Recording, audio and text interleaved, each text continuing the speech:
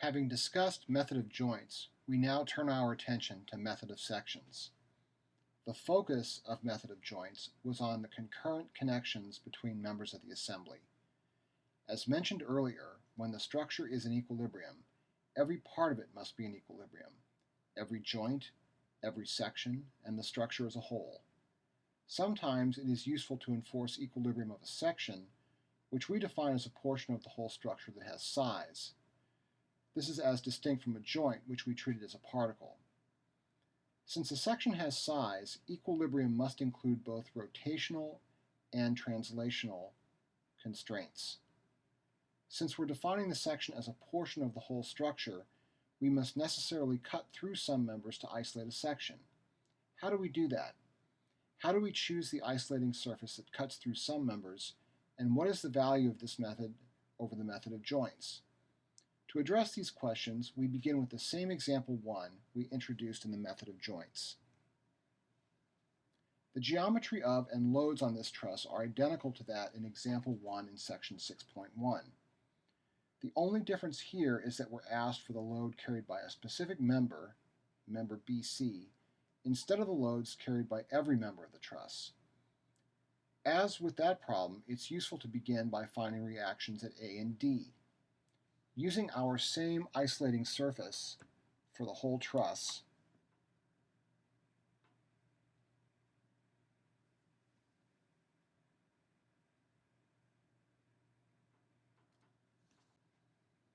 we obtain the same free body diagram as before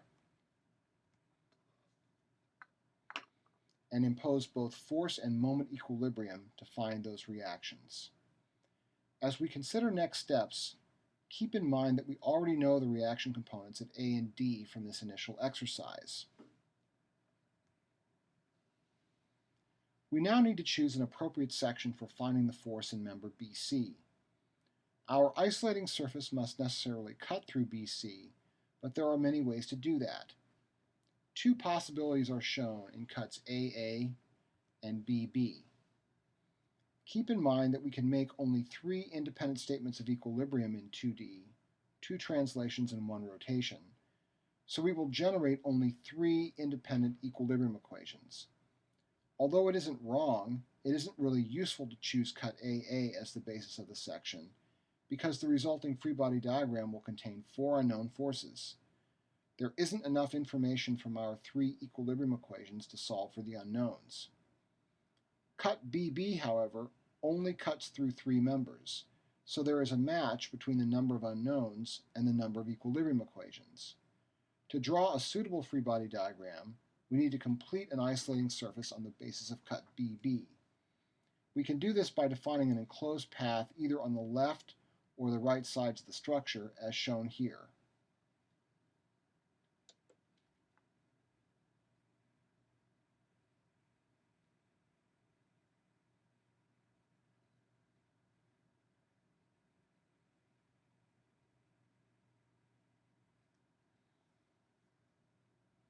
Either free body diagram is acceptable. The choice of which one to examine is arbitrary unless one side is considerably simpler than the other.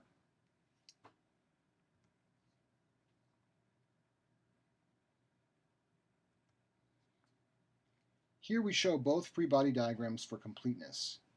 Keep in mind that we have already solved for the reactions at A and D, so those numbers are included below to remind us that they are known, even though they are represented symbolically in the slide. So we had found previously that AX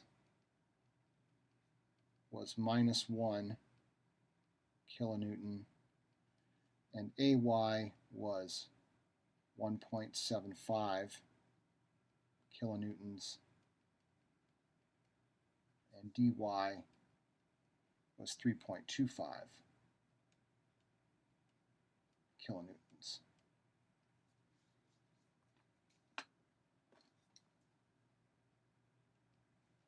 Imposing force and moment equilibrium permits us to solve for the unknown member forces. You might note that the problem statement requested the force in member BC, and if that's all we're interested in, we really only need the vertical force equilibrium equation to answer that question. It doesn't matter whether you use the left or the right free body diagram to solve for the unknown member forces. Either section should produce the same results. The second bullet on this slide indicates the three equilibrium equations for the left section are not producing new information beyond what we obtained from the three equilibrium equations for the right section. This is true, but we should elaborate on why this is the case. Remember that we began this example by finding the reactions at A and D, that is, by imposing equilibrium on the whole structure. The whole can be thought of as an assembly of the two sections, so if we've established equilibrium for the whole and for one section, the remaining section is automatically in equilibrium. This would not be the case, however, if we had initially bypassed imposition of equilibrium on the whole structure and just drawn the free body diagrams of the two sections. Returning to slide 5, begin with these two free body diagrams. Now the reactions as well as the member forces are undetermined. Then we can write two independent sets of three equilibrium equations for each section to solve for the 6 unknowns, comprised now of 3 unknown reactions and 3 member forces. Had we elected to begin this way, it would then be redundant to go back and impose equilibrium on the whole. The whole is the sum of the two sections. Both sections are in equilibrium, so the whole is automatically in equilibrium. These are examples of recognizing when our imposition of equilibrium begins to overlap. Now that we have these two methods available for use, we might ask one method is preferable to the other. The bullet points made here list some criteria, but we might also note the following. The method of joints is by its nature a method of propagating information. We begin at one location, obtain as much information as we can, and then forward that information to the next joint to obtain additional information. This is inherently a tedious process. The larger and more complicated the truss, the greater the likelihood that we'll make an error as we march through the structure. The method of sections permits us to focus on a particular member of interest, even if it's far removed from the truss supports. The disadvantage of the method of sections is that the variety of useful cuts through the structure is limited. In 2D, we can only cut through 3 members at a time to have a statically determinate section. To overcome the limitations of both methods, we can use them in concert. The following example shows how this might be accomplished.